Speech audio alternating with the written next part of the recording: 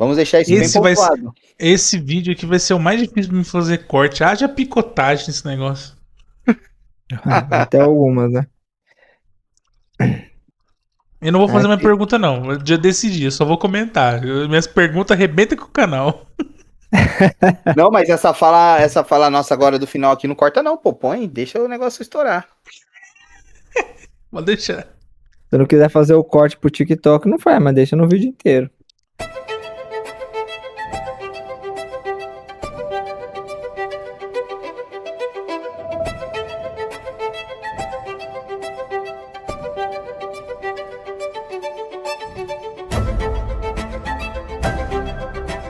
Sejam muito bem-vindos! Mais uma vez estamos aqui. Bom dia, boa tarde, boa noite, graça e paz, paz do Senhor.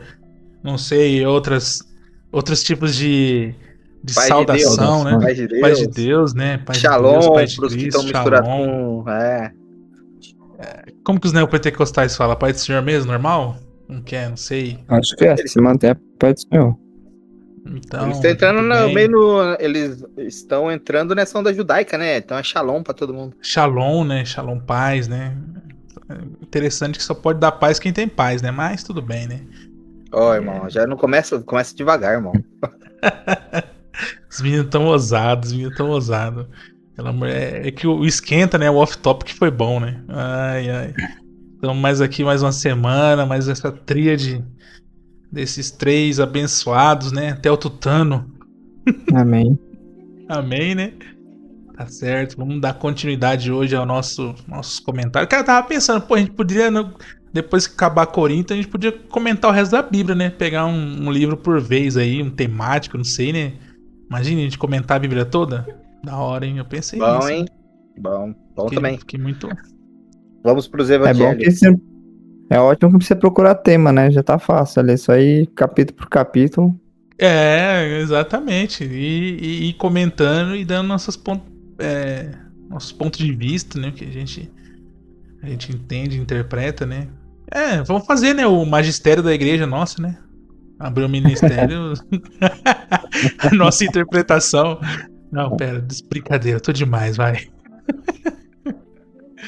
Ai, ai, vamos continuar, vamos no capítulo 6 de hoje, né? Nesse dia abençoado, lindo aqui, frio, que Deus mandou. Mas tá bom, eu falei assim, cara, eu não tô gostando de ser velho mais não. Tô envelhecendo, acho que eu vou morrer logo pra não morrer velho, porque olha, tô sentindo frio, tô sentindo dor. Falei, não, envelhecer é ruim. O pecado é muito ruim, cara, pelo amor de Deus. E aí quase não faz frio onde você tá, né? Aqui é tudo extremo, né? É frio, é calor demais. Credo. Não gosto mais do frio, não. Me arrependo. Só voltar Quero pra cá, voltar- Ângelo. Só voltar pra eu cá. Eu vou voltar pro Mato Grosso, onde é mais quente. Não, vem pra Cosmópolis, aqui é quentinho. Ai, ai, vamos lá, o capítulo 6 de hoje, galerinha. Quem vai começar? Vamos. Já é uma parte polêmica, né? Como o Wendel falou, né? Já que a gente orientou tanto você, meu caro amigo, minha cara amiga, a ir pra polícia resolver, né? Denunciar algum tipo de abuso, alguma coisa grave, criminal. Agora Paulo vai falar assim: ó, vocês resolvem entre vocês aí. O que nós faz agora, hein, Wendel? A gente começa com uma possível polêmica aí do capítulo 6, né? Que aparentemente contradiz, né, as nossas informações anteriores, nosso ponto de vista anterior, mas a gente vai ver que não tem conflito, né? A gente tem uma informação aqui, o que Paulo tá tratando é uma questão não de crime, né, mas uma questão de disputa ali entre os irmãos, a disputa pelo jeito financeira, né, dá-se a entender que era alguma disputa ali de algum acordo, alguma negociação que os irmãos fizeram e alguma das partes não foi fiel com a outra, né, e aí esse irmão que foi penalizado aí, que sofreu prejuízo, recorreu ali à instância dos juízes da cidade de Corinto.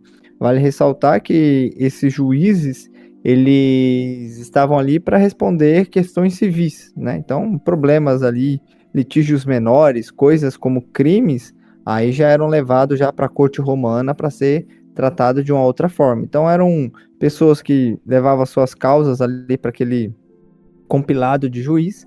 Os juízes eram escolhidos de forma política, né? Muitos julgamentos eram tratados de forma política, não havia uma tendência real em resolver o problema, né? Tanto que havia um costume na época de você ter, antes de ir para essa parte jurídica, né, essa parte do juízo ali da cidade, você procurava um mediador ali, um conselheiro, alguém que tentasse fazer a mediação entre as duas partes, para que depois, caso não houvesse ali no conselho a resolução desse problema, você fosse para o juiz ali da cidade. Mas o juiz, de uma forma geral, era corrupto, ele era politiqueiro, então as sentenças eram baseadas na afinidade política que se tinha com o juiz. O juiz era escolhido politicamente, então o Império Romano colocava ali quem tinha poder, autoridade, que beneficiaria Roma, ou que era fiel aos princípios romanos, né, e dos homens de poder de Roma ali daquela região. Então eram seus auxiliares que se assentariam ali, e era um lugar público. Então, isso era não só em Corinto, né, mas em toda a estrutura romana, a justiça era algo público. Então, você se sentava ali numa praça, num local específico, levava o seu problema ao juiz, e qualquer pessoa que estivesse passando na rua ali podia se assentar e ouvir o que estava acontecendo, né? Não tinha aquele negócio de segredo de justiça como a gente tem hoje. Então, imagine dois irmãos da fé, para os de fora, visto como a seita cristã.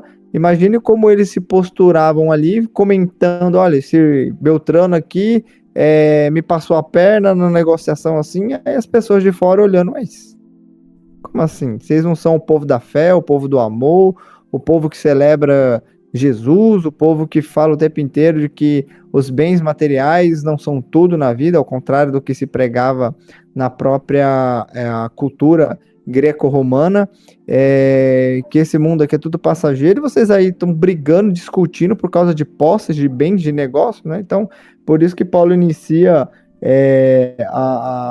o texto, né?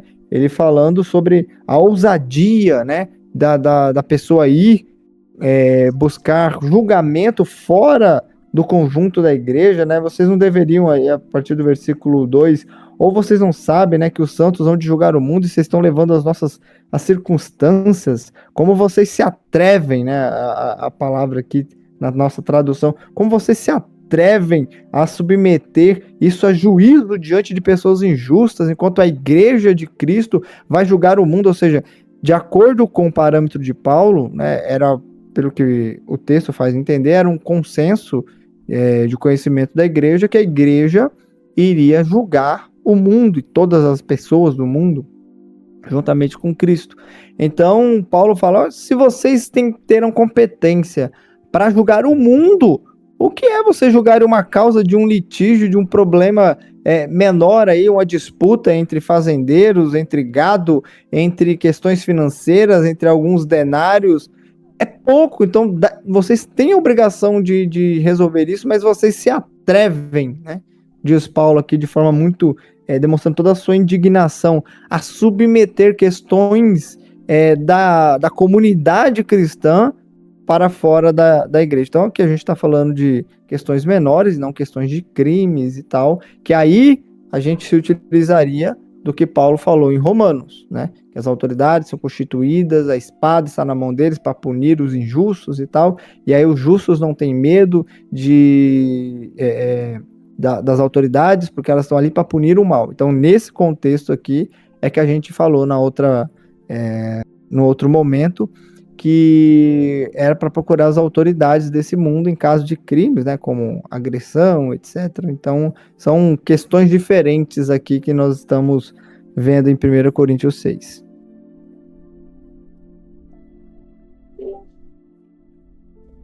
Interessante, né, essa fala do Wendel aí, né? Porque, como nós estávamos conversando aqui no Esquenta, parece uma contradição. E tem muitos líderes que utilizam do capítulo 6 para agirem de maneira equivocada, como nós conversamos na conversa passada. Né?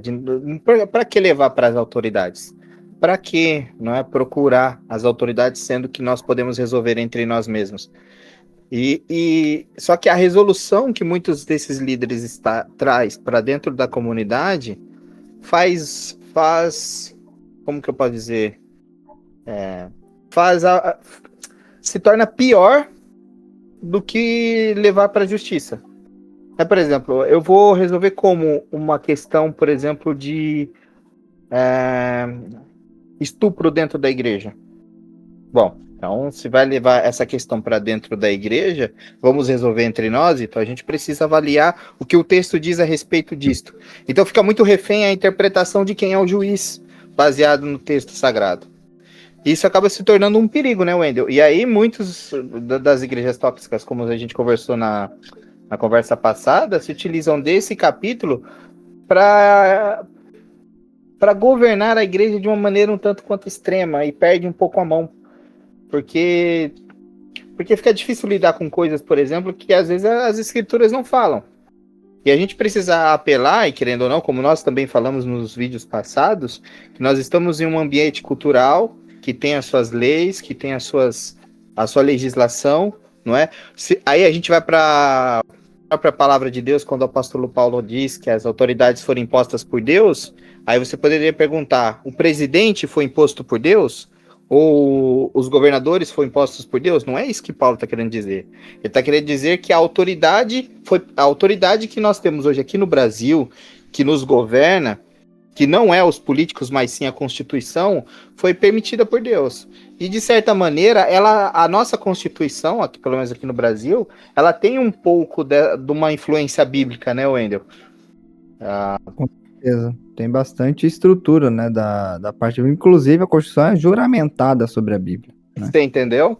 Então, se formos pegar o que Paulo está falando, que as autoridades foram impostas por Deus, que autoridade é essa? A nossa Constituição. A Constituição é a autoridade que está sobre nós. E é baseado na Constituição que nós votamos e escolhemos os nossos representantes. Estou certo, meus amigos? Então, agora não dá para mostrar a câmera, mas a minha Bíblia está apoiada sobre um Vademecum aqui. Ele está desatualizado de 2016, mas quando ainda cursava direito. Então, aqui não há uma contradição. Não é 880, ou leva tudo para fora ou não leva nada para fora. Mas Paulo pede para que a gente seja coerente, né? Acho que só o ato de julgar já mostra que não é tudo lá fora ou tudo aqui, lá dentro da igreja. Você tá entendendo? É o ato de analisar e falar o que tem que ser levado lá e o que pode ser resolvido aqui. E eu acho que o que Paulo está querendo dizer aqui também é mais uma reflexão que a própria igreja tem que fazer baseada nos seus atos. Porque se eu sou crente de verdade, se eu sou convertido, se o Espírito Santo está fazendo a boa obra no meu coração, eu não vou fazer mal ao meu próximo. Ou se eu fizer algo ao meu próximo, eu vou reconhecer e vou voltar atrás. E é o meu irmão da minha comunidade de fé que vai me dizer isso. Ó, irmão, você está errado. Você me lesou, você me fez mal e a gente precisa resolver essa situação. Não é? O espírito cristão, o que carrega a igreja, não é nem o espírito cristão, eu ia falar besteira, mas o que direciona a igreja é o próprio Espírito Santo. Então a gente precisa ter esse discernimento, né? O problema é quando os nossos líderes tomam as rédeas do espírito, e como o Wendel falou na primeira fala dele, sobre a questão do juiz ser corrupto, quando o pastor que está ali tentando fazer a conciliação toma partido para um lado do irmão. Aí, um exemplo, se o irmão é mais fraco financeiramente na igreja e contra o irmão um pouco mais forte, é isso. A competência legal dentro da comunidade ali, daquele caso do pastor julgar, ele não vai ser tendencioso. Aqui na comunidade a gente percebe, na comunidade de Corinto, percebe que, vamos dizer assim, não há é a comunidade em si que julga, mas hoje em dia a gente sabe que, como tem os pastores e os presbíteros, tem coisa que não desce até a plebe, né, até o chão de igreja. Eu não gosto desse termo, mas vou usar aqui agora. Então, ao chão de igreja. Né? E é costume nas reuniões, né, fazer aquilo, né? Quem concorda, levanta. Quem concorda fica de pé. Quem não concorda, Quem Permanece concorda como fica está. sentado. Isso. Quem não concorda levanta. Isso é um tipo de coação. Quem que vai levantar? Então, só que aí você percebe que até nisto, muitas igrejas estão saindo do foco bíblico. Porque onde está nas Sagradas Escrituras o texto que nos diz que o pastor é a autoridade máxima do culto, por exemplo. Eu estava baseado nesses debates que nós estávamos vendo esses dias aí. Eu vi um debate em que eles estavam falando sobre aquela. Meu Deus, me fugiu agora a palavra. Da cultura da honra, lá sobre ungido. Tava falando sobre ungido. Nós até conversamos sobre isso, né, ô Ângelo? Sobre unção. Estar debaixo da unção de alguém, ou debaixo da cobertura espiritual de alguém. Era esse o tema do debate. Né? E aí, nesse debate, eu tava, pelo que eu entendi, e pelo pouco que também eu analiso, eu percebo que a igreja, como nós falamos aqui também nos vídeos, né? E faz parte do que nós estamos conversando aqui, deixou se contaminar muito com política, deixou se contaminar muito com o ambiente empresarial. Então a igreja, às vezes, ela é dirigida como se fosse uma empresa, onde tem o sênior, onde tem o. E se esquece que não é, e eu acho que não deveria ser assim, porque a Bíblia mostra que a igreja, naquele período, não agia dessa maneira. Então, por exemplo, onde diz nas Sagradas Escrituras que o pastor é a autoridade máxima do culto? E que o diácono é o que está começando na carreira? Ou o que o profeta, ele é menos do que, ou ele é mais, ou o apóstolo, ele é superior a... Eu vejo, por exemplo, os dons ministeriais como... O próprio texto diz isso, né? Com o intuito do aperfeiçoamento dos santos. Mas ali não há específico uma regra hierárquica que a igreja precisa seguir. Na realidade, eu acho que é um ministério complementando o outro. E assim a igreja vai dirigindo. E aí, quando a gente põe uma autoridade que não pertence ao ser humano, que não pertence à pessoa de ser autoridade, aquele que governa a igreja, eu acho que aí começa a desvirtuar. Começa a perder o foco, começa a perder a mão. Porque na realidade, nós não servimos a um Deus que fica em oculto atrás das pessoas. Pelo contrário, nós servimos um Deus que ele é vivo no meio da igreja. E é ele que comanda a igreja, porque o Espírito está no nosso meio. Então, quando começa a perder esse foco, e aí eu já estou falando demais, eu vou deixar o Wendel falar também, aí começa a trazer para dentro da igreja o seu próprio julgamento, a sua maneira de ver as coisas, o seu jeito em que você foi criado, e aí coloca a sua responsabilidade acima dos demais e às vezes acaba perdendo até a mão. Sendo que a nossa regra de fé, o que deveria guiar a igreja, é o Espírito Santo através da sua palavra. Simples assim. Então, eu acho que o que Paulo está batendo aqui, Wendel, e aí é que ele está querendo dizer assim, olha, nós temos um Deus vivo. Sério que vocês estão levando para fora o que vocês deveriam tratar aqui dentro, coisas pequenas que tem a ver com a moral de vocês, o que o evangelho já deveria ter trabalhado, coisas pequenas. Precisa de um juiz dizer para você que você está errado porque você roubou o seu irmão?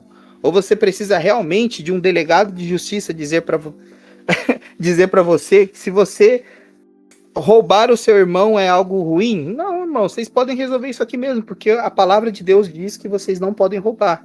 E o evangelho do Senhor, as palavras de Jesus nos ensinam que nós precisamos amar os outros. E é isso. E aí o juiz aqui, ele não tá falando para uma pessoa ou o ministério, ele tá falando para a igreja no todo, né, Wendel? Agora eu parei, prometo. Agora pode falar. Essa questão de buscar... Deixa o palestrinha falar um pouco. Eu já falei bastante, já desde o começo, gente. Essa questão da abordagem de Paulo, né? Paulo, ele trata muito a questão de... Aí no versículo 1, levá-lo a juízo diante dos injustos e não diante dos santos, né? Então ele enfatiza muito essa... E os santos aqui não é questão de gente perfeita, tá? Mas é no sentido de separados, era como os crentes eram identificados. Então, nos dias de hoje seria a mesma coisa de Paulo estar falando. Vocês levam para as pessoas que não creem, ao invés de levar para os crentes da igreja, né? Então, era para procurar na igreja a solução para esse problema. E aí Paulo vai questionar no versículo 4, versículos 4 e 5, se não havia entre os irmãos alguém com sabedoria para julgar essa situação. Então, eu falo para vergonha de vocês, Paulo vai dizer, né?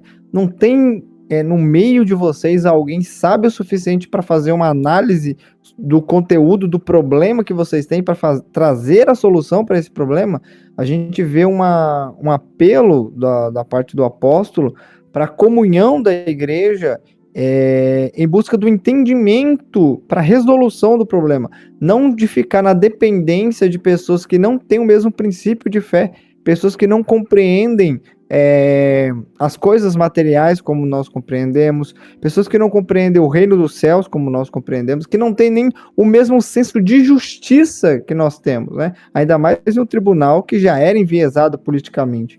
Então a gente tem uma dificuldade, Paulo demonstra que havia, na verdade, uma dificuldade aos coríntios, na cidade de Corinto, dos irmãos, de entender o seu lugar. Enquanto eles ficavam se arrogando, né? Colocando sobre si orgulho por ser uma igreja próspera, muitas vezes, por ser uma igreja que tem bons oradores, que teve Paulo, que teve Pedro, que teve Apolo e tal. É uma igreja carregada de orgulhos supérfluos. Quando chega na hora de resolver algum problema, é uma igreja que se torna apática, que desiste antes mesmo de tentar a resolução da situação. Então a gente tem uma igreja que se perde nesse feeling, que se perde nesse momento, que não aparece como uma igreja consciente das suas responsabilidades, que é de julgar o mundo, e a forma com que Paulo fala faz parecer que era um ensinamento muito corriqueiro da igreja, ali era uma informação que todos possuíam, né, de que a igreja julgaria o mundo, e se vocês vão julgar o mundo, vocês não podem julgar as coisas menores, né? Então, uma cobrança de Paulo para uma postura mais ativa da igreja em todas as áreas, né? A gente tem hoje também aí já tentando fazer aqui a oposição a movimentos que buscam desresponsabilizar ou retirar, né, melhor dizendo, a responsabilidade, a autoridade da igreja, eu falo da comunidade, não de pessoas específicas, sobre a rotina da vida, né? Então Paulo, hoje as pessoas têm, questões da igreja, a gente só vai para a igreja para ouvir lá uma mensagem, para cantar umas músicas, e depois o que a gente tem que resolver fora da igreja são todas as outras questões maiores da vida, né? As questões financeiras, as questões de debate. Então, dentro da comunidade cristã deveria ser também o local onde a gente resolve entre nós, entre pessoas da igreja, os problemas da comunidade, né? Paulo vai dizer no capítulo 5 que nós devemos julgar os de dentro.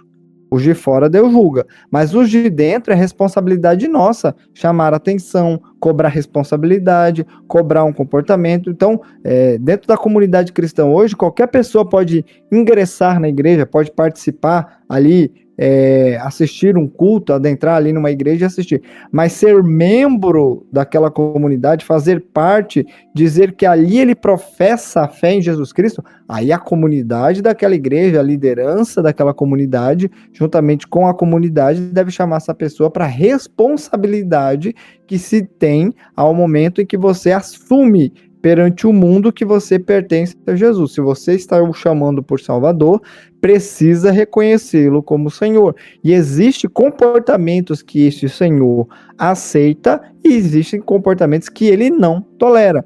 Então, muitas vezes as pessoas querem Jesus, querem andar com Jesus na parte da segurança espiritual, da salvação, na parte da saúde, mas não na parte da entrega, da submissão. E a igreja, como um todo, tem essa responsabilidade de cobrar dos que vão se agregando à comunidade essa profissão de fé na prática, e não só no discurso, e não só eu creio no que está no credo da igreja, eu creio que está na profissão, na declaração de fé da nossa igreja, mas sim na sua vida, na vida diária, no dia a dia. Então a chamada de Paulo da igreja, a igreja aos Coríntios, a chamada de atenção de Paulo é o seguinte: vocês se vangloriam de muita coisa que não deveriam se gloriar, tomam para si responsabilidades que não pertencem a vocês, que é julgar os de fora, mas a responsabilidade que é de vocês, que é julgar os de dentro, vocês não julgam.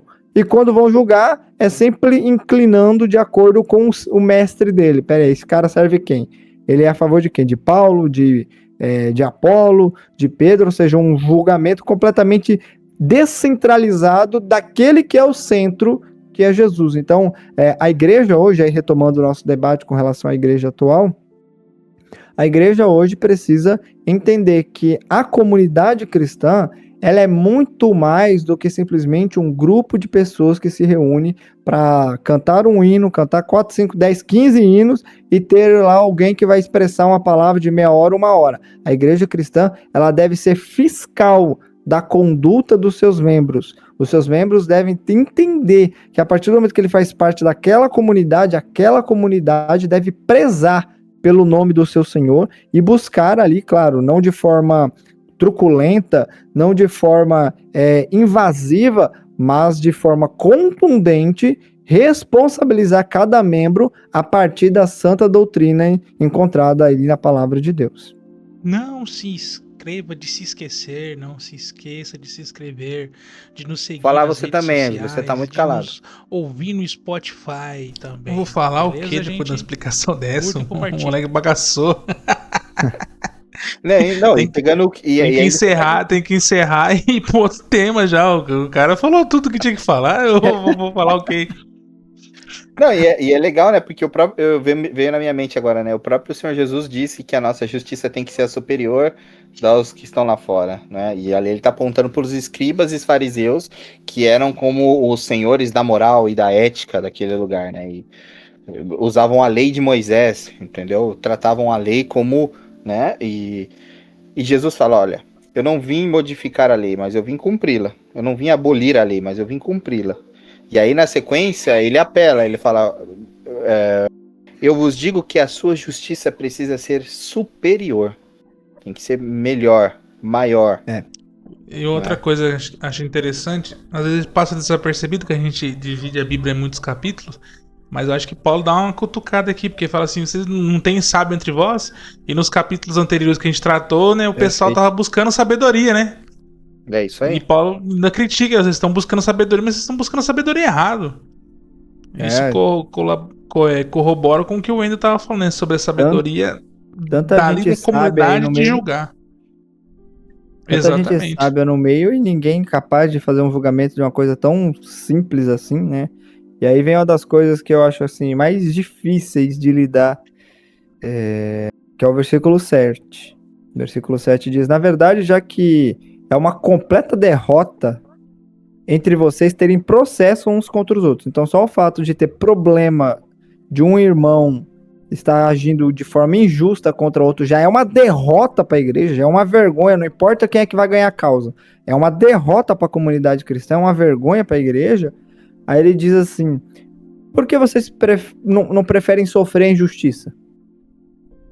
Por que vocês não preferem sofrer o dano? Porque o irmão é que foi prejudicado, por que você não prefere... Não, tá bom, eu não vou no juízo externo, porque se eu for no juízo externo vai manchar o nome da igreja de Cristo e o nome de Cristo, eu vou deixar pra lá. Por que você não prefere sofrer o dano ao invés de levar até as últimas consequências e fazer tanto Cristo quanto a igreja passar por um julgamento completamente injusto dos de fora? Envergonhar o nome do Senhor, por que vocês não sofrem o dano ali? Como o Senhor Jesus disse para nós lá no Sermão do Monte, né? Se alguém lhe pedir a capa, dá a túnica. Emprestado, dê a túnica. Se alguém te pedir para dar 1 quilômetro, ande 2. Então, assim, é uma cobrança. Mas isso aí era puro. Me foge a palavra, que o termo em português para definir isso. Acho que não se aplicaria a metáfora. Mas não era algo simplesmente, não era um exemplo vago que Jesus estava dando. Era um exemplo concreto, principalmente a questão de andar 1 quilômetro. Porque um romano, ele poderia exigir de qualquer cidadão do mundo, um soldado romano, poderia exigir de qualquer homem do mundo que levasse por 1 quilômetro as suas armaduras. Olá, tudo bem? O que o Wendel está falando aqui é sobre uma prática historicamente respaldada do Império Romano.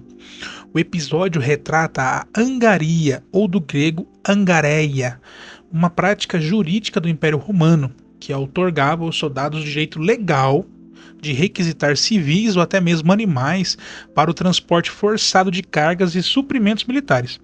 Por lei, o limite estabelecido para esse trabalho compulsório era de mais ou menos 1 milha, aproximadamente nos dias de hoje 1,5 km. Essa imposição histórica e o ressentimento que gerava na população ocupada ali da Judéia servem de pano de fundo para aquela célebre exortação de Jesus no Sermão da Montanha, né, que diz: se alguém o forçar a caminhar 1 milha, vá com ele 2, lá em Mateus 5,41. A prática também, você pode perceber lá dentro de outros textos da Bíblia, ali nos Evangelhos, é o recrutamento forçado de Simão de Cirene, ou Simão Cirineu, para carregar a cruz, lá em Marcos 15:21.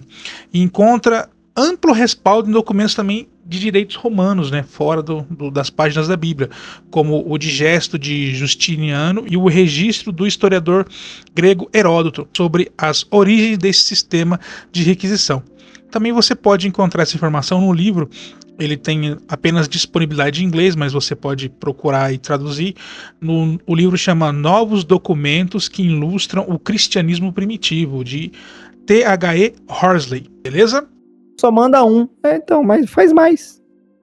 Carrega mais um. Sabe? Então, essas exigências que o Evangelho tem, que ele demonstra de forma muito clara que o cristianismo não é uma religião comum. Ela não é uma filosofia humana. Ela não é vinda de um homem meramente sábio da época. Ele transcende tudo isso, né? Então ele exige muitas vezes que a gente se abdique. Abre mão da justiça. Não é abrir mão de um luxo, de um conforto. Às vezes nós precisaremos abrir mão de justiça em benefício da Igreja de Cristo. É claro que Paulo não vai deixar só, né, a cobrança por irmão lesado, né, por irmão que foi prejudicado, mas ele cobra também no versículo 8 aí o camarada que praticou o dano. Mas vocês mesmos praticam a injustiça e causam dano, e isto aos próprios irmãos. Aí no versículo 9 ele vai dizer: vocês não sabiam que os injustos não vão herdar o reino de Deus? Que você que está roubando seu irmão, defraudando, enganando, manipulando ele para ter benefício às custas dele, você não sabia que você não tem direito ao reino dos céus? Né? Então, enquanto Paulo chama atenção para aceitar o dano, para que a igreja e Cristo não tivesse o seu nome manchado no meio dos homens, ele cobra daquele que está prejudicando esse irmão um comportamento digno de crente. Fala: irmão, se você continuar desse jeito aí, você não vai ter lugar no reino dos céus, não. Você está excluído do mundo de Deus, da graça. Esquece. Você não foi lavado, não foi redimido, só foi convencido aí, talvez porque a igreja de Corinto tinha muitas pessoas ricas. Então você viu ali uma oportunidade de ter uma associação, um vínculo com pessoas de autoridade, você decidiu ingressar no meio.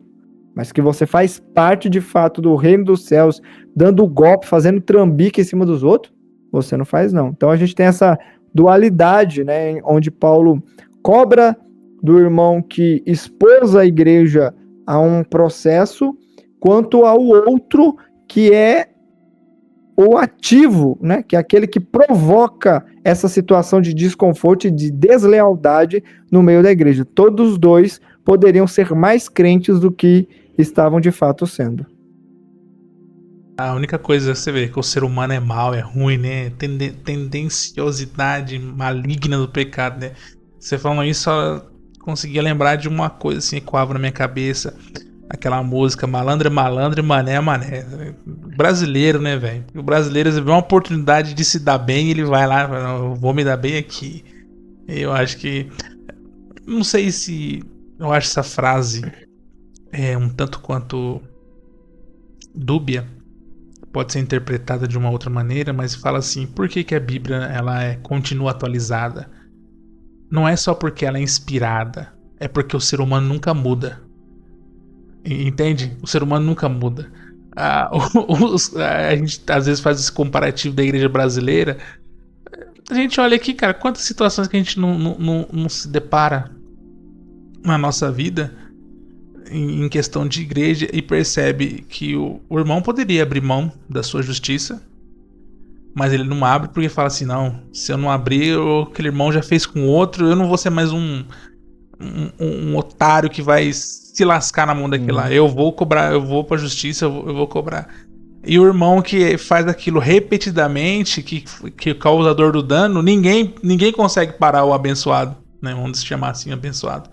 Ninguém vai lá e fala, ô, para, já tá feio já é a segunda vez, terceira vez que você fez isso.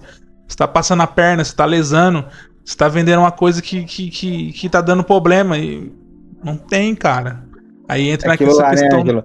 Ninguém quer abrir mão do seu direito, mas também a comunidade não se move para impedir que aquele cara continue fazendo o que tá errado. Exatamente. Aí entra o que você falou. Muitas vezes vamos ser bem honestos aqui, muitas vezes quem tá gerando dano é o próprio pastor, o próprio alguém de autoridade na igreja, e ninguém tem coragem de ir lá, porque daí entra nessa questão, né? Não toqueis no ungido, né? Ou até aquela frase do Silas Malafaia: seu pastor ladrão, deixa ele roubar, ele vai se acertar com Deus. Entende? É por conta desses pontos que os injustos olham para nós e falam: oh, se for pra ser crente desse jeito aí, melhor ser malandro mesmo, porque eu não sou mané. Sabe o que é pior? É trazer essas coisas para dentro da igreja e achar que é natural. E aí você já escuta hoje em dia, por exemplo, dentro das comunidades, que assim, não, aqui é aquilo que o Wendel falou, né? Aqui é o nosso momento de culto, mas lá fora é a sua vida, irmão. Vai cuidar da sua vida, vai cuidar de você, vai cuidar da sua família. Como se a sua nova comunidade ou o lugar onde você está não faz parte da sua família, como se fosse apenas um grupinho onde vocês se reúnem para fazer aquilo. Não faz parte da sua vida, do cotidiano. Você tá entendendo? E aí você pega nos evangelhos, o próprio Jesus diz que por muitas vezes, a gente vê isso na história da igreja, o evangelho causa inclusive ruptura na sua família particular. E a igreja se torna a sua nova família. Os seus irmãos de fé se tornam a sua família. E aí você olha, por exemplo, os seus irmãos de fé, deveria ser as pessoas com quem você tivesse liberdade para compartilhar as suas fraquezas, de ser corrigido, de corrigir também, de crescer junto, de mostrar as suas fraquezas, as suas limitações, para que elas te ajudem a se tornar forte. Só que aí você chega numa igreja e às vezes você acaba sendo lesado. Não é? Por quê? Porque aconteceu aquilo que nós conversamos nos outros vídeos. Ao invés da igreja chegar e impactar a sociedade onde ela foi colocada e ali ser o rompimento daquilo que desagrada a Deus, sendo que agora tem um lugar e um foco ali onde são pessoas que agradam a Deus, que participam da cultura local, que participam do ambiente local, mas não deixam a cultura e nem o ambiente local influenciar a sua maneira de pensar e viver, porque elas são dirigidas por um Deus vivo, elas são governadas por um Deus vivo e presente. Não é um Deus que deixou as responsabilidades nas mãos dos ministérios e falou: agora vocês tomam conta aí, já dei tudo que vocês precisavam, agora é com vocês. Não, é um Deus vivo, presente dentro da igreja, que governa a igreja. Ele não é um Deus passivo, ele é um Deus ativo no meio da igreja. Essa é a verdade. E aí as pessoas agem como se, tipo assim, eu vi uma frase de um pregador. Eu não vou falar o nome dele aqui, porque senão vão me chamar de herege. Mas eu gosto muito de ouvir ele pregar. Eu tenho certeza que eu não vou te chamar de herege. É o Wendel que vai. Não, mas esse aí é terrível. Ele falou uma frase uma vez que me pegou pra caramba. Ele falou: porque a igreja, ao invés de converter Zaqueu, tá deixando o Zaqueu converter a igreja. Porque ao invés de ouvir de Zaqueu a sua confissão e falar assim: olha, se eu fiz alguma coisa para alguém, se eu lesei alguém, eu vou retribuir o dobro, eu vou devolver tudo que eu tenho. E aí Jesus olha para Zaqueu e fala: pronto, agora a salvação entrou na sua casa, pronto. O evangelho converteu Zaqueu. Não, as pessoas entram na casa de Zaqueu e saem pior que Zaqueu. Não, se Zaqueu tem uma maneira boa de ganhar um dinheirinho aí, hein? Acho que dá até pra gente usar parte desse lucro na igreja. Você tá entendendo? Aí surgem perguntas sobre dinheiro de tráfico, de não sei o quê. Sabe, não sei se eu tô me fazendo claro, mas é complicado, cara. É complicado. E aí, vou fazer uma pergunta pra vocês. Vocês, sendo pastores de igreja, chega um filho de um membro de vocês. Cuidado com essa pergunta, irmão. Que vocês sabem. Qualquer coisa eu corto. Que é traficante. Vocês aceitam dízimo deles ou não? E aí, Wendel, responde isso pra nós. Pera aí que eu vou achar o texto bíblico pra responder essa daí. Esse é o nosso Sola Escritura. Aqui, João tá escrevendo pra Gaio, né? saudando ele, louvando pelo comportamento, tal. Ele fala que ele tá muito feliz, né, porque Gaio tá andando de acordo com as ordenanças, né, versículo 4, não tenho maior alegria do que ouvir que os meus filhos andam na verdade. Aí ele fala, amado, você age fielmente em tudo que você faz pelos irmãos, e faz mesmo quando em relação aos estrangeiros. Então, seja os irmãos da fé, seja os irmãos judeus ou até os irmãos que vieram de fora, você faz tudo de acordo com a vontade do Senhor. E eles testemunham perante a igreja sobre o teu amor, e se os receber de maneira digna de Deus, eu acho que aqui a tradução está errada, que vocês o recebem de maneira digna, né, de acordo com a vontade de Deus, e você está fazendo aí uma boa ação, pois em nome dele, aqui é o nome do Senhor, ele está ocultando o nome do Senhor aqui, então em o nome, seria mais a tradução mais correta, saíram sem receber nada dos gentios, ou seja, vocês saíram, fizeram a obra e não levaram nada dos gentios, não pegaram oferta, contribuição, nada, fizeram única e exclusivamente por amor ao nome do Senhor e entrega ao nome do Senhor, nada com referência a qualquer benefício da parte dos de fora, mas tudo servindo e obedecendo aos ditames de Deus ali, única e exclusivamente pelo nome do Senhor, né? Aí ele vai dizer, portanto, esses irmãos devemos acolher, a fim de que sejamos cooperadores da verdade, vai falar de acolhimento, ele vai falar da igreja, tal. É um versículo, assim, mais interpretativo do que Uma resposta mais textual. clara. Uhum. Ele é mais textual, Mas né? interessante, Pra mim, na minha pensado. cabeça, ele era mais claro. Até hoje, muitos judeus ortodoxos se referem a Deus por meio de um de muitos de seus títulos honrosos, Hashem, o nome, como sinal de reverência e crendo que assim evitam mencionar o nome do Senhor em vão. Os missionários enviados por João foram fiéis ao princípio de não aceitar a oferta dos gentios, aqui enfatizando o sentido de incrédulos e pagãos, além de não-judeus. A obra de Deus deve ser sustentada pelo povo de Deus, pois o mundo que não quer receber o Senhor também não deve financiar a igreja e os projetos de evangelização. Sustentar os obreiros do Senhor é um privilégio dos crentes, pois estão investindo na vida dos que levam o nome ao mundo, especialmente os que se dedicam integralmente à obra e não têm outra fonte de sustento. 1 Timóteo 5, 17 e 18. E porque esta é uma boa e prática maneira de nos tornarmos cooperadores missionários com Deus. Romanos 15, 24, Filipenses 4, 15 a 19. Porque pelo seu nome seguiram adiante, nada tomando dos gentios. 3 João, capítulo 1, versículo 7, King James atualizado. O filho do traficante... Se você for pastor de uma comunidade e o filho de uma dos membros, você sabe que ele é traficante, você aceitaria o dízimo dele ou não? Não, de maneira nenhuma, né? A fé cristã, ela exige uma pureza de conduta, por mais que fosse muito confortável você receber um valor grande, com relação, provavelmente seria um valor bem expressivo, né?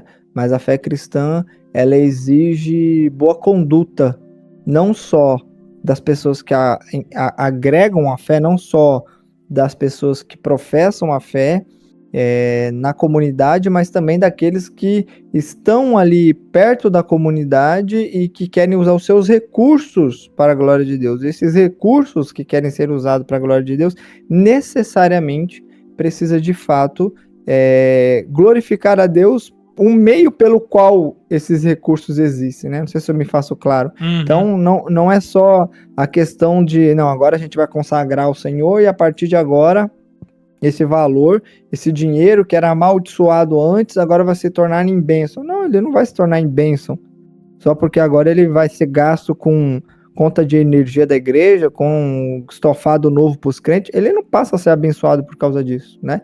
A bênção está na forma com que se adquire esse valor, né? Então, é a mesma coisa de uma clínica de aborto, o cara querer contribuir, a renda dele a partir da morte de pessoas, né? De O cara assassinato. baixou o nível demais, bicho. Eu falei de traficante, o cara já foi no aborto, mano. Meu pai Não, amado. vamos para lá.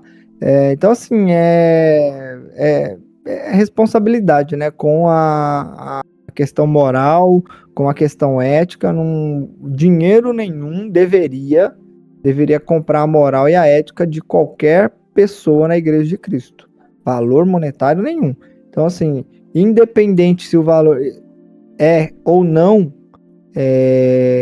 para ser usado de forma digna na igreja, né? Porque alguns usurpariam esse valor para benefícios próprios, mas mesmo que for para benefício da comunidade da igreja, eu não vejo esse valor como algo que a igreja deveria receber, né? Não vejo. Você usou a palavra certa agora, comprar. Não tem dinheiro no mundo que possa comprar nada que tenha a ver com a nossa fé, porque a nossa fé não é mercado, ela não é comerciável, não é? Você pega o exemplo de Ananias e Safira, que é um texto que fica difícil para alguns usar, não é? Uhum. É Ananias e Safira, né, lá em Atos dos Apóstolos, né? Então, Positivo. quando eles chegaram com metade do valor, falando, tá tudo aqui, olha, tudo para vocês, assim, a resposta de Pedro foi como se ele dissesse, cara, quem pediu pra você fazer isso? Quem disse para você que era isso, essa questão, não é? Não é isso que move, né? Não é isso. Você tá se iludindo, você tá se enganando, não é? E eu acho que tem muito disso também, né? Não é uma contribuição financeira que vai fazer você ser blindado do mundo por vir. Não é a... E é engraçado, eu tava vendo na televisão esses dias, que tem inclusive traficantes que colocam blindados por Deus, que fazem as orações. Cara, eu ouvi algo que eu achei absurdo, tipo assim, tem traficante que começa o seu dia de tráfico com uma oração, pra Deus proteger ele, A proteger a comunidade de Israel lá, é uma favela gigante no Rio de Janeiro. Não tem outra religião a não ser protestante ali, evangélica, pentecostal, E né? se a comunidade não for evangélica, os caras pipoca, passa fora. E aí eles contribuem na igreja e os pastores aceitam pensando que Deus está fazendo aqueles traficantes entregarem o dinheiro para ajudar a comunidade, como se é o dinheiro que movesse a comunidade. Lógico que o dinheiro é importante, nós sabemos que precisa pagar as contas, etc e tal, mas acho que sai da confiança do Deus que provê para a sua própria interpretação da circunstância que está acontecendo. E aí esquece do que a Bíblia nos ensina do que é certo e o que é errado. Porque se o tráfico, ele mata pessoas, ele fere pessoas, ele prejudica pessoas, como que eu posso dizer que esse dinheiro Deus está trazendo para que a minha comunidade cresça? Você está entendendo? Realmente fica muito difícil. Isso aí foge completamente o próprio Senhor Jesus Cristo. Não fala, lógico, claramente, não aceitem dinheiro de tráfico, mas as falas de Jesus nos ensinando como nós devemos agir, não tem outra conclusão a não ser essa. Nós não devemos contribuir e nem aceitar qualquer coisa que vá contra a nossa fé. E é que nem na questão política, né? Se a gente parar para pensar na política. Eu sou totalmente contra o envolvimento da igreja na política como tem acontecido. Eu sou totalmente contra. Eu acredito que sim, que Deus possa levantar bons políticos, cristãos e políticos. Mas a igreja, ela deveria ser sempre uma oposição. Porque é o nosso dever... Porque, vamos lá, se Paulo está dizendo, por exemplo, que a autoridade ela é imposta por Deus e para nós a nossa autoridade é a Constituição, é o nosso dever cobrar que a Constituição seja executada. Porque nós acreditamos que essa Constituição foi imposta por Deus. Então, qualquer tipo de injustiça que venha contra, nós deveríamos ser oposição. Mas se uma igreja escolhe um lado político, tira dela toda a credibilidade de criticar depois aquela que ele apoiou. Não sei se vocês entendem o que eu estou falando. Porque é o nosso dever cobrar, por exemplo, de qualquer político que seja, que ele promova justiça. Justiça, o que é certo, o que é correto. Por mais que às vezes eu tenha que me calar, às vezes, etc. Como o Wendel falou, né? Às vezes virar a outra face, é o nosso dever cobrar que a justiça seja executada. Mesmo que perdemos nesse processo. Exatamente. E aí entra naquilo que nós falamos no outro vídeo. Então tem uma contradição entre os textos? Não tem. Não. A nossa Constituição diz que aquele que agride a sua mulher precisa ir preso. Então é o nosso dever executar essa justiça. certo? Ao mesmo ponto em que eu não deveria estar levando na justiça casos na minha comunidade, por exemplo, de roubo. Ou melhor, nós deveríamos olhar para esse texto bíblico e falar: é uma vergonha saber que dentro da minha comunidade de fé tem pessoas que agridem a esposa. Ou tem pessoas que abusam das pessoas. Ou tem pessoas que roubam as outras pessoas. O que é pior, é muito triste ver na minha comunidade, aqui eu estou usando de maneira genérica, tá? Não estou dizendo que na minha comunidade atual acontece isso, que o pastor está roubando as ovelhas. Ou que o pastor está enriquecendo enquanto tem ovelhas que estão passando necessidade. Exato. E aí separam a fé da vida pessoal, como se a igreja não fosse uma família na qual o próprio Cristo está no meio, dizendo: somos todos filhos, né? Então não importa o que o outro está passando, desde que a minha família esteja bem. Entendeu? Não importa. Deixa ela com Deus. Domingo à noite a gente vai louvar junto, se precisar eu faço uma oração por ela e tá tudo certo. Né? E a minha responsabilidade com a família do Wendel? E a minha responsabilidade com a família do Ângelo? E a nossa responsabilidade com a família da comunidade que está no nosso meio? E aí? E digo mais, hein? Não estou dando aqui motivos para que você não congregue ou não busque uma igreja. Não é isso que nós estamos dizendo aqui também, hein? Verdade. Vamos deixar isso bem pontuado. Esse vídeo aqui vai ser o mais difícil de me fazer corte. Haja picotagem nesse negócio. Até algumas, né? Eu não vou fazer minha pergunta, não. Eu já decidi, eu só vou comentar. Minhas perguntas arrebentam com o canal. Não, mas essa fala nossa agora do final aqui não corta não, pô. Põe, deixa o negócio estourar. Pode deixar. Se não quiser fazer o corte pro TikTok, não faz, mas deixa no vídeo inteiro. Meus amigos, o assunto do vídeo de hoje rendeu, hein? Rapaz, polêmicas. O nosso editor vai sofrer um pouquinho aí hoje. Mas eu acho que foi muito bom. Conversamos sobre um assunto que realmente é importante. A gente precisa conversar. E entra naquilo que nós falamos no outro vídeo também, né, Wendel e Ângelo? A gente precisa se policiar, a gente precisa examinar a nós mesmos, né? A gente precisa olhar para as nossas falhas, os nossos erros também, os erros que está acontecendo à nossa volta. E a gente precisa ter essa avaliação, né? Porque se a gente observar os nossos próprios erros à luz das Sagradas Escrituras, a gente se corrige, né? A gente se apluma.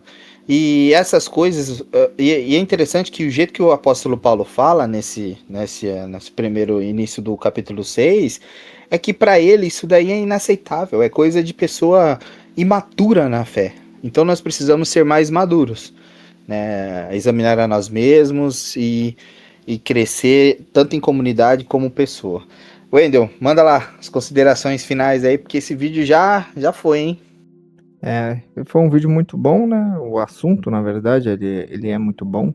E ele transborda, né, da questão meramente espiritual de um culto ao Senhor, e ele chega na vida prática, no dia a dia da comunidade, da responsabilidade quanto povo de Deus, o exemplo. E deixando aqui um adendo, né, a minha fala inicial, não é que os irmãos não possam buscar justiça, não é isso, mas o que Paulo enfatiza na questão de permitir-se ser prejudicado é quando você procura pelos meios viáveis, né, que seria aqui no caso do texto de 1 Coríntios 6, a comunidade, e aquele irmão, ele não encontrou na comunidade, aparentemente, nenhum amparo, né? Ninguém que decidisse resolver o problema, então ele vai para a parte externa, ele vai para os de fora tentar resolver isso. E Paulo, já sabendo da forma injusta com que as pessoas lá fora tratariam a situação, a única coisa que resultaria dali era impropérios contra a igreja de Cristo, contra a mensagem do evangelho, contra a cruz do Senhor. Então ele diz, é melhor vocês receberem o prejuízo nessas circunstâncias do que expor o nome do Senhor e a sua santa igreja a uma forma escandalosa, gerar escândalo, né? Não que aqueles que buscam justiça, e mais uma vez fazendo distinção, tá, de prejuízo ali, era um prejuízo provavelmente financeiro, não era nenhum crime, não era nada hediondo. Essas questões de crime, de agressão de violência, tem que ser encaminhada para a justiça, sim.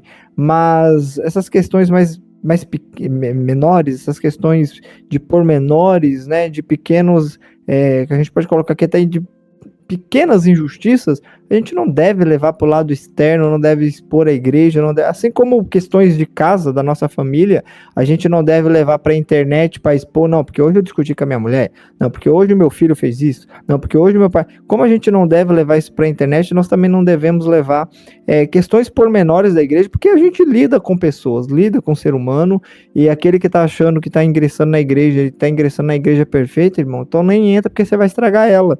Ninguém é perfeito, tá? Desse lado, eu vi uma frase esses dias de um filme, desse lado da eternidade, você não vai encontrar ninguém perfeito, tá? É só do outro lado que existe perfeição. Então, enquanto nós estivermos aqui, vai encontrar gente perfeita, gente injusta, e cabe a nós julgarmos, aí vale de novo, né? Sempre volta, né? A questão da maturidade, vale para nós a maturidade de examinar casos e casos, situações e situações. Existem algumas que é melhor você levar sim o prejuízo para que o nome do Senhor não seja prejudicado. Como disse Davi, né? Poderia eu ofertar ao Senhor alguma coisa que não me custe nada, algo que não me doa, que não me condoa, né? Então, se aquilo me dói, eu estou fazendo para a glória de Deus, não é para a glória dos homens, não é para honrar homem nenhum, mas honrar a Deus. Então, eu abraço, como os apóstolos foram chicoteados e saíram felizes por serem chicoteados pelo nome do Senhor, foram dignos, né? A expressão ali é dignos de apanharem, de serem chicoteados, humilhados pelo nome do Senhor, que nós tenhamos também essa convicção de honra, que é sofrer pelo nome do Senhor. Amém. Isso aí. E fique claro, né, que nós não estamos aqui de maneira alguma apoiando ou dando ideia ou dando motivos, circunstâncias ou situações para que você não congregue, né? A comunidade, o congregar em comunidade é essencial para o crescimento e desenvolvimento do cristão, tanto particular, né? Cada um dará conta de si, só que também você é responsável pelo seu irmão, né? Jesus sempre mandou de 2 em 2, não sozinho. Então, até mesmo essa parte de pronunciamento, de propagação do evangelho não é sozinho. Sempre é de 2, sempre em conjunto, em partilha, né? Até a gente pode perceber nas viagens missionárias de Paulo, sempre ele estava com alguém, seja Silas, seja o Barnabé ou o João Marcos ali no começo, mas sempre eram em grupos, né? Então é impossível ser igreja sozinho, né? Acho que é isso. Isso aí, gente. E assim nós chegamos ao fim de mais um... Pelo menos vamos dar uma pausa agora nas nossas conversas. Se você gostou desse vídeo, você curta, compartilhe, assine o sininho para receber as notificações. E não esqueça de deixar as suas dúvidas, uma mensagem, uma opinião. Exatamente, nos comentários, tá? É muito importante para nós. E só para frisar isso que o Ângelo falou, que o Wendel falou, gente, congregue, procure uma igreja, procure uma comunidade de fé, aprenda em comunhão com as pessoas e se você está sofrendo algum tipo de crime, procure a justiça, procure, se você quiser pode até comunicar aos seus líderes, porém, vá até a justiça, faça o que tem que ser feito. Amém? É isso aí, meus irmãos. Um forte abraço para todos e até o próximo vídeo, se assim Deus nos permitir.